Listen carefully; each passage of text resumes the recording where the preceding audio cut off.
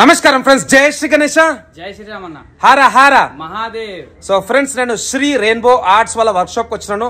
Location వచ్చేసి మనకు లక్ష్మిగూడ జల్పల్లి దాటిన తర్వాత మామిడిపల్లి. ఇక్కడ స్పెషల్ మన సోలాపూర్ ఇంకా ముంబై కాన్సెప్ట్ అయితే విగ్రహాలు రెడీ చేపిస్తారు. వెనకాల చూస్తారు కదా మన గజరాజ్. సో భయ్యా కామ్ కైసా చల్ రहा है? బస్ బడియా చల్ రहा అన్న.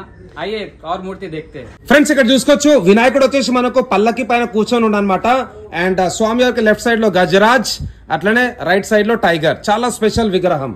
ఇంకొక బ్యూటిఫుల్ విగ్రహం కింద వచ్చేసి 3 నందులు అండ్ వినాయకుడు వచ్చేసి మనకు శివుని రూపాయలు దర్శనం ఇస్తున్నాడు. సుమారు 14 feet హైట్. నెమలి వాహనం ఇక్కడ వినాయకుడు వచ్చేసి కూర్చొని ఉన్నాడు. అండ్ ఈ విగ్రహం వచ్చేసి సుమారు ఒక 10 feet విత్ ఉంటది.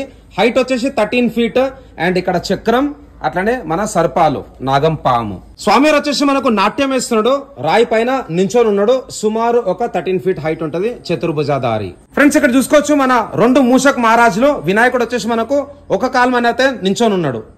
సో ఇక్కడ స్పెషల్ కాన్సెప్ట్, మంచి రథం డిజైన్ అన్నమాట. ఇక్కడ మనకైతే వినాయకుడు మన పండరిపూర్ విఠల్ మహారాజ్ రూపంలో అయితే దర్శనం ఇస్తున్నాడు. చాలా బ్యూటిఫుల్ డిజైన్.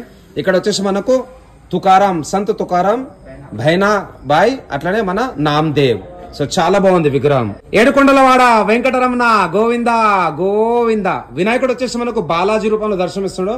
కింద గరుడ మహారాజ్. అండ్ హైట్ వచ్చేసి సుమారు మనకు 14 feet ఉంటది.